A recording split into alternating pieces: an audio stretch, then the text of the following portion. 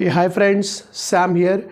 It is giving me immense pleasure to announce that now you can take your myVuniversity courses on Android app. Yes, you heard it right.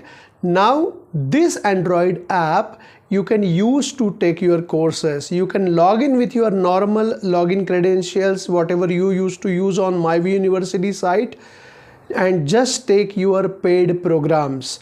Whatever my free content is there, you can take it without sign in.